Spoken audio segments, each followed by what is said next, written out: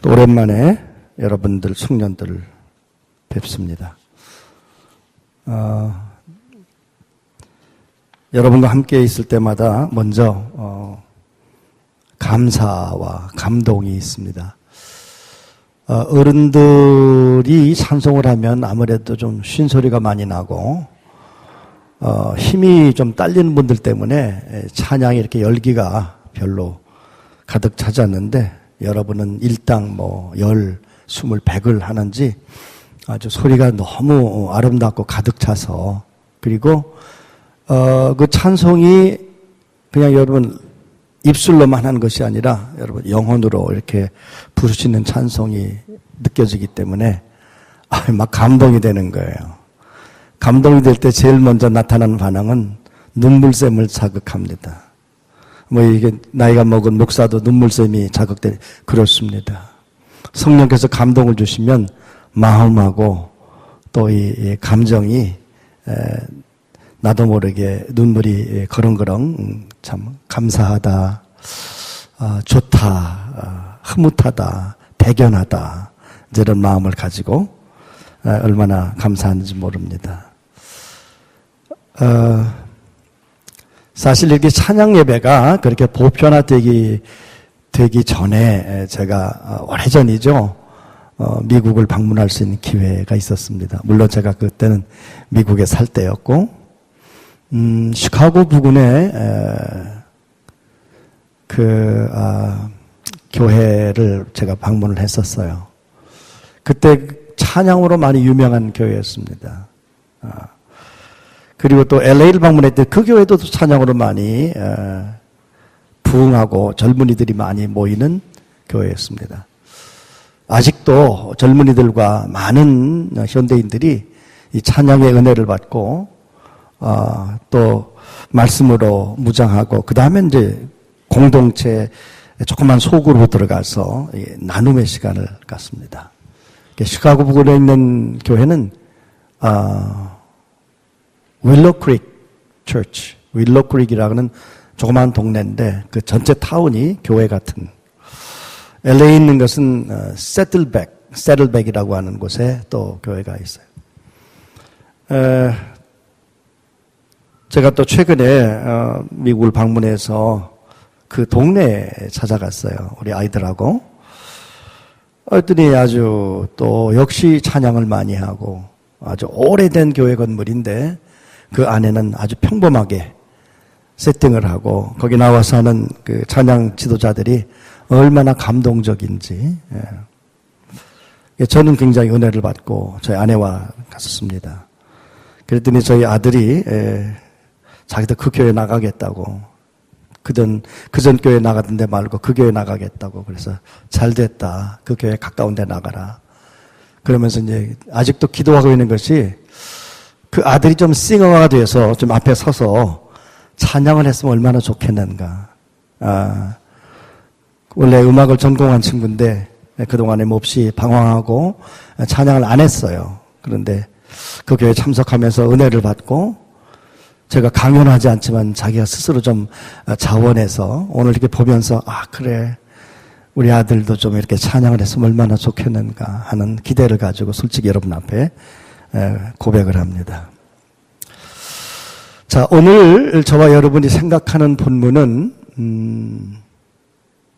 굉장히 값진 것을 발견하고 그것을 내 것으로 삼기 위해서 자기가 가지고 있는 모든 걸 다 팔아서 그걸 샀다라고 하는 거예요.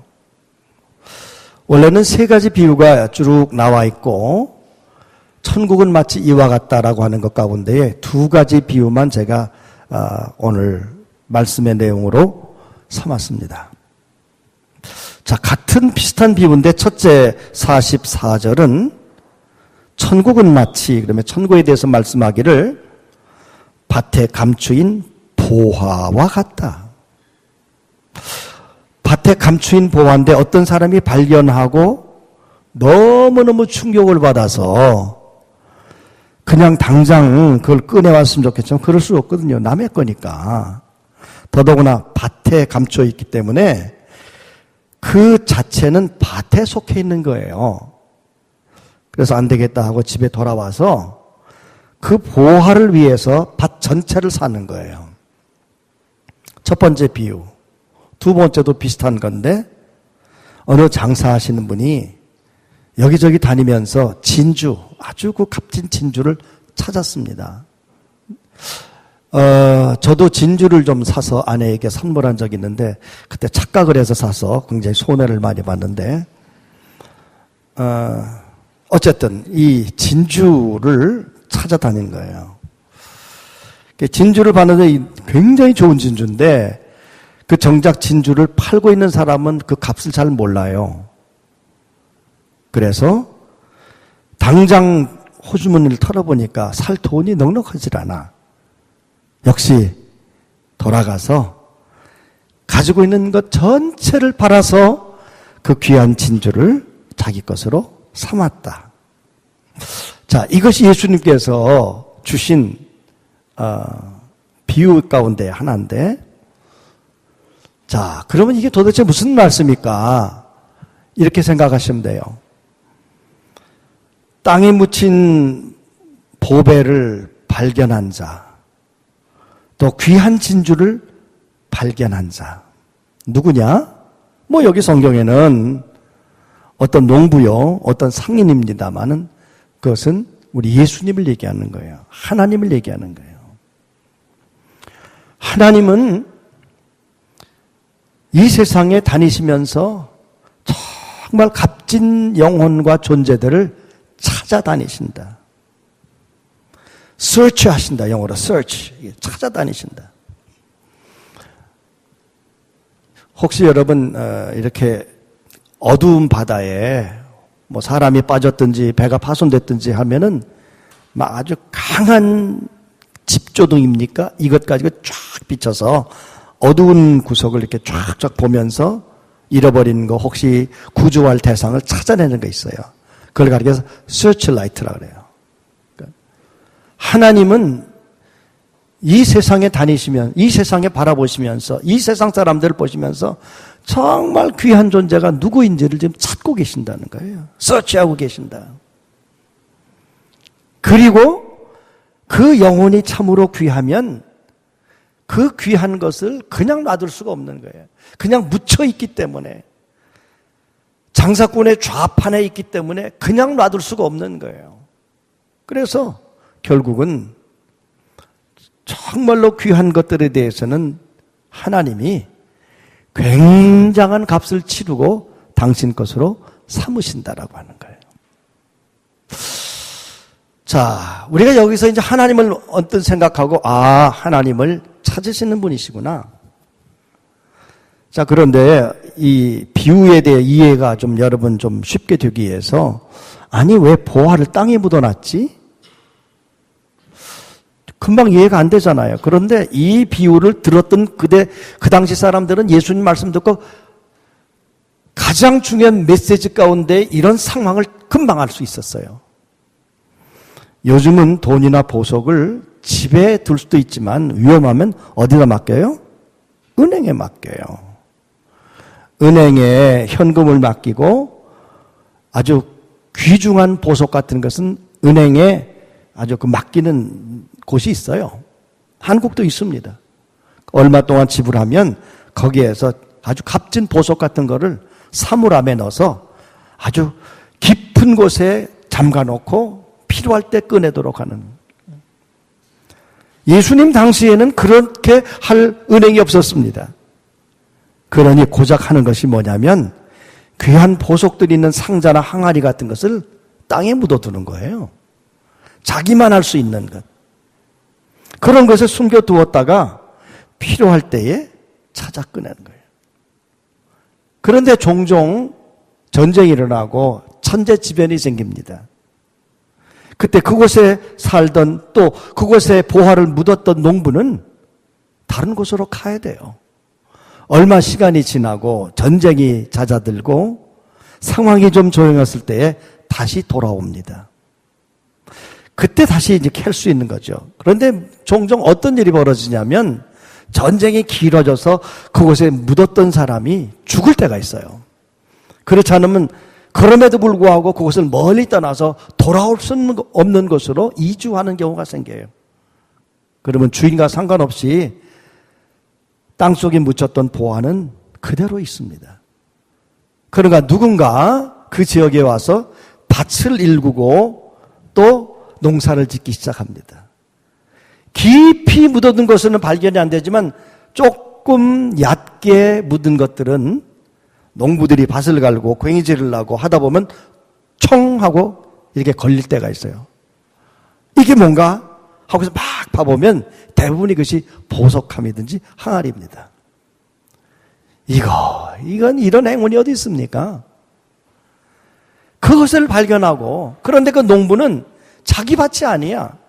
일당을 받고 일을 하든지 혹은 그 땅을 일부 받아서 주인에게 소출을 얼마 주든지 그렇게 농부이기 때문에 그걸 가지면 안 돼요. 이것은 양심이 아니에요.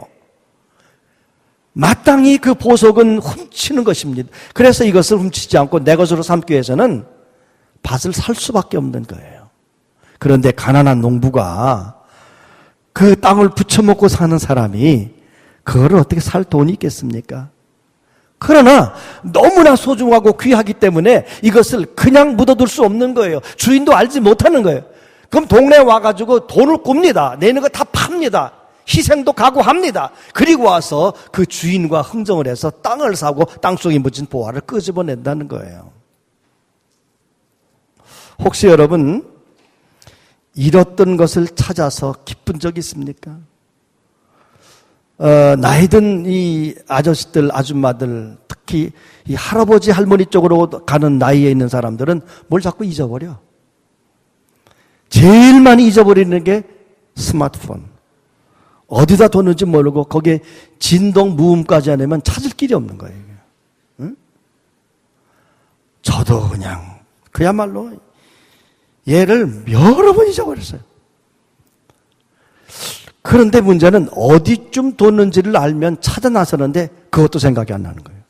어디쯤, 언제, 어떻게, 어디다 뒀는지를 기억이 안 나는 거예요. 너네들도 늙어봐. 이제 그런다고요. 왜 그러지? 그러냐. 나이 먹어봐.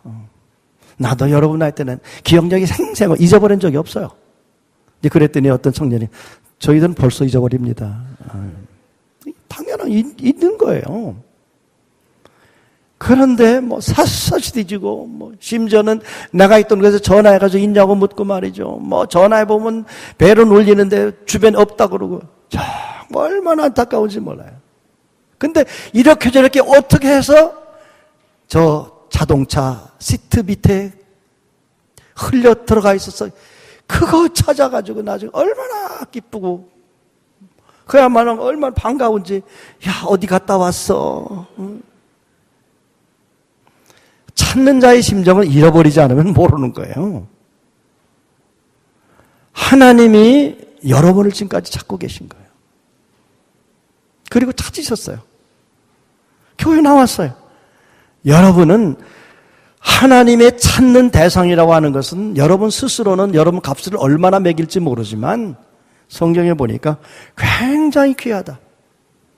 보배 같은 존재다. 너무 비싸고 값진 진주 같은 존재라고. 찾는 자는 귀중한 것이 아니면 잘 찾질 않아요. 물론 평범한 것도 찾다 보면 귀중하게 여겨집니다. 저는 가끔 기도원에 갈 때가 있어요. 그럼 기도하고 아침 저녁으로 산에 올라갑니다. 산에 갈 때에 그냥 가는 것이 아니고 이왕이면 주변에 떨어진 나뭇가지 같은 건 좀 이렇게 의지할 만한 것이 있으면 잘 잘라서 이렇게 딛고 올라가요. 내가 뭐 힘이 없어서 그걸 짓는 것이 아니고 왠지 의지가 되고 좋아. 그래서 그 나뭇가지를 사방 찾아다닙니다. 뭐 길고 짧고 더럽고 구부러지고 뭐 여러 가지 있죠. 근데 그 중에 딱 눈에 띄는 게 하나 있어요. 그러면 딱 잡아서 앞뒤로 이렇게 탁 자르면 여기 딱 들고 이렇게 짚게 돼 있어요. 그러면 그 별거 아닌 지팡이 아닌 나뭇가지가 나의 지팡이가 돼. 나의 친구가 돼. 그래서 그것을 짚고 올라갑니다. 뭐 짚고 올라가는 거예요. 그냥 올라가는 거예요. 내려올 때도 같이 내려옵니다.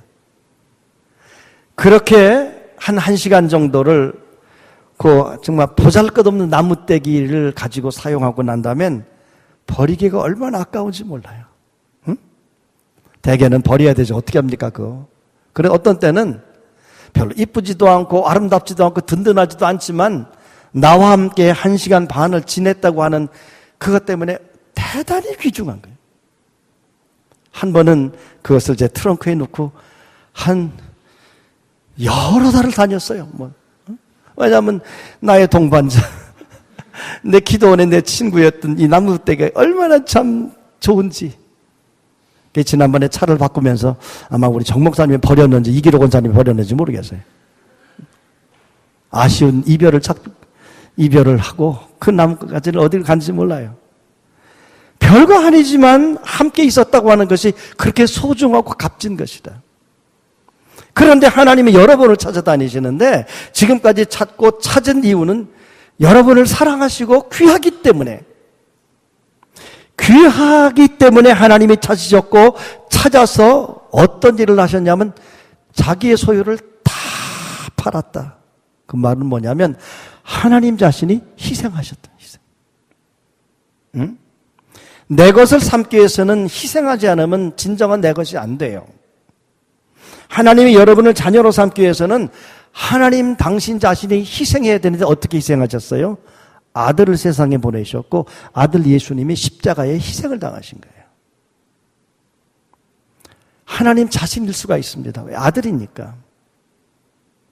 이 세상과 바꿀 수 없는 영혼이 저와 여러분의 개인의 영혼인데 예수님의 영혼은 그야말로 인류에 한 번밖에 있지 않았던 오직 하나님의 아들 그분 자신을 포기하신 거예요.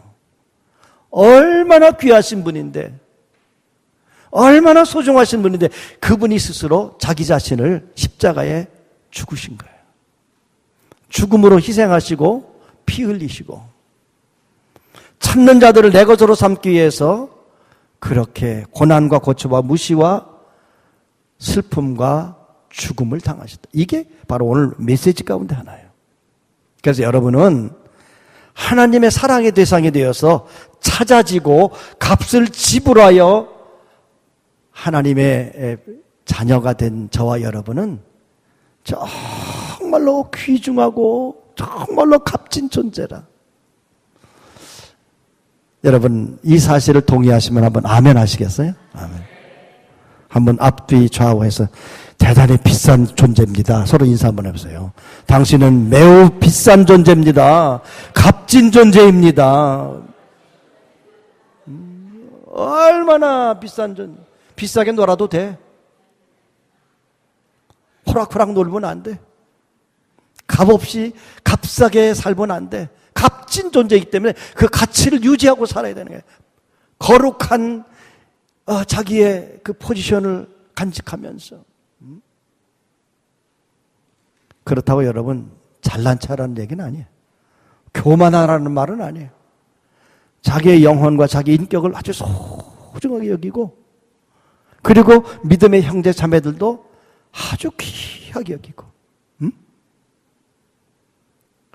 저는 사실 기도 가운데 여러분들이 더 많이 모여서 찬양하고 예배하고 은혜 받기를 원하지만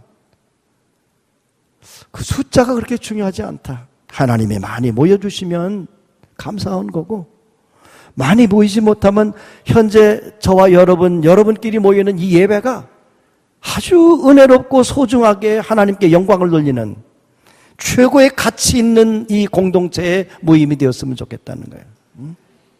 그래서 여러분 이렇게 하나님께서 여러분을 귀하게 당신의 것으로 삼으셨으니 왜 나를 이처럼 하나님께서 예수 그리스도의 핏값을 주시고 나를 사셨다고 한다면 나를 왜 사셨을까? 왜 여러분을 하나님의 자녀로 삼으셨겠어요? 예수님의 희생을 그렇게 감당할 수 없는 죽음까지 당하시고 왜 주님이 우리를 사셨을까요? 이유는 뭐냐면 여러분의 사명과 역할을 위해서 각자 하나님이 여러분에게 다른 과정, 다른 경험, 다른 교육, 다른 배경에서 지금까지 쭉 자라왔지만 그렇기 때문에 다양한 여러분들을 매우 값진 진주처럼, 매우 값진 보석처럼 여러분을 하나님의 것으로 삼으신 이유는 사용하시기 위해요. 아무렇게나 사용하는 것이 아닙니다. 다시 시장에 나가서 뭐 더 비싼 것으로 팔기 위해서 아닙니다. 땅에서 얻은 보화를 이제 더 큰 부자에게 더 많이 일을 남기기 위해서 그걸 사신 것이 아니라 여러분이 이 세상을 향하여 주를 위하여 아름답고 거룩하고 고귀하게 쓰임받기 위해서 그렇게 엄청난 대가를 치르신 거예요. 여러분과 저는 보통 존재가 아닙니다.